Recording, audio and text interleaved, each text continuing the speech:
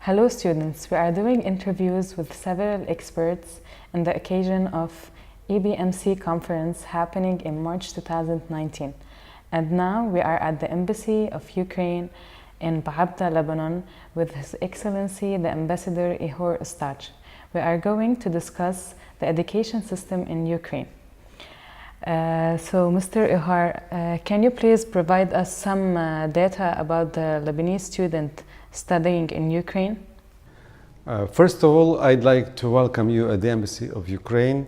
It's a great pleasure for us, and we have very long joint history, a lot of cultural connections between Ukraine and Lebanon. And also, I can talk about over 11,000 students from Lebanon. They already studied in Ukraine. It's such very prominent Ukrainian universities like Kiev National University Shevchenko, Kharkiv Karazin University, or Kiev Polytechnical Institute. All these universities, they are very highly evaluated by so-called QS University World Ranking, and they belong to the best universities in the world. Of course, we are talking about very long history of Ukrainian educational system. For example, the first academies in Ukraine were founded by the end of 16th and on the beginning of 17th century. For example, it's Kiev Academy, Ostrog Academy, and Lviv Academy. And just to understand, I graduated from two Ukrainian universities. It's Lviv University, which was founded in 1661, and also Kiev National University, which was founded in 1834. It means that we have very long history and, of course, very high quality of educational system in Ukraine. Thank you. Do you advise the toddlers to go to universities or to go college? And what are the majors required for the job market? Of course, if you're talking about the modern education, I can recommend to all toddlers, of course, the universities. Because actually Ukrainian universities are really very strong and they provide very good quality education. And if you're talking about this new trends, of course, we are talking about such faculties, for example, and institutions which provide education in the sphere of IT, for example, or management and economic relations, international economic relations, or MBA, business administration. But traditionally, it's very interesting. Mostly Lebanese students in Ukraine, they graduated from such universities like medical, engineering, and arts. I can just tell you the story that, for example, the dean of cinema faculty of the Lebanese University, Mohammed Khash, he graduated from Kiev Art Academy. Or, for example, one of the most famous Lebanese sculptors, Pierre Karam, also graduated from Kiev Art Academy. It means that, of course, there are some modern trends, but traditionally we are talking about, first of all, medicine. Medicine. So you recommend them to go IT or medicine and arts? Of course, in Ukraine now I can say that the best new trends are IT and of course MBA and management. There's a question that really concerns students who want to study in Ukraine. Is it legal for a student to work along with their studies? Of course, there are some legal requirements for that.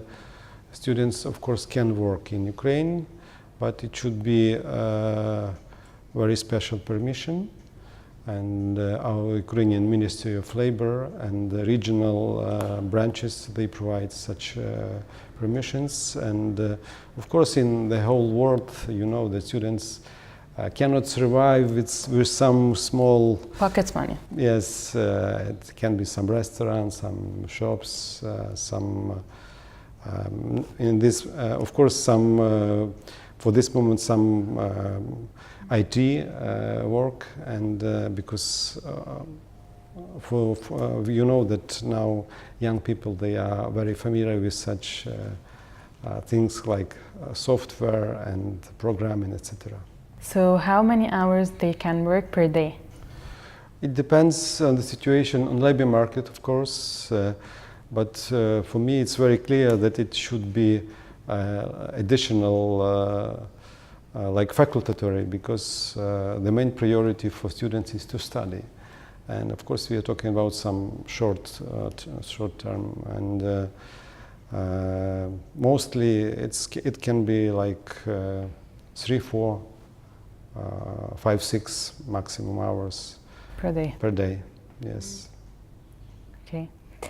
Another question also concerned the student. Is it legal for graduate student to stay in Ukraine after graduation? If yes, what are the requirements, please? It's also a very interesting question, because if you're talking about Lebanese students in Ukraine,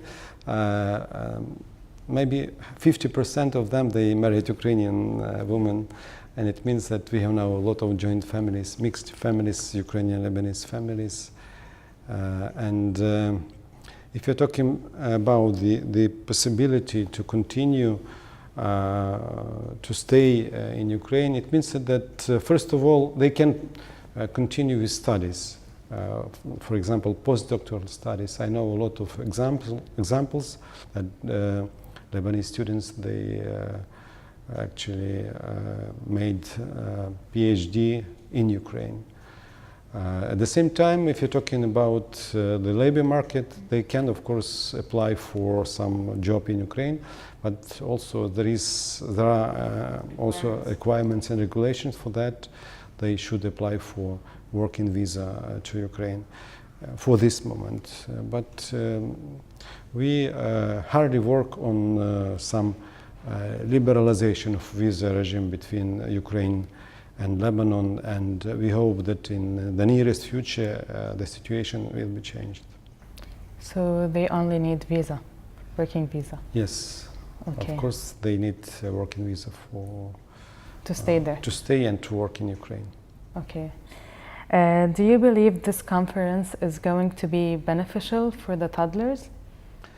Of course, I consider it very useful for toddlers, because I participated at the last conference. It was in March, and you know, it's fantastic when you have this direct connection, eyes to eyes, the representatives of Ukrainian universities and Lebanese students, and everybody can touch all these materials personally. It means that the best connection and maybe the best advertisement, it's of course this direct connection. And I saw a lot of negotiations, a lot of very serious proposals, and we are planning also for the next conference also invite a lot of Ukrainian representatives of Ukrainian universities to talk about these possibilities to study in Ukraine and to present to Lebanese audience the best Ukrainian universities. Thank you, Mr. Ihor Ostash, for your enlightenment and valuable advices. I hope this interview will encourage students to think more about studying in Ukraine. Thank you, Jana, and welcome to Ukraine, and see you in Tripoli the city with very special history, very delicious food and sweets. Il Alika.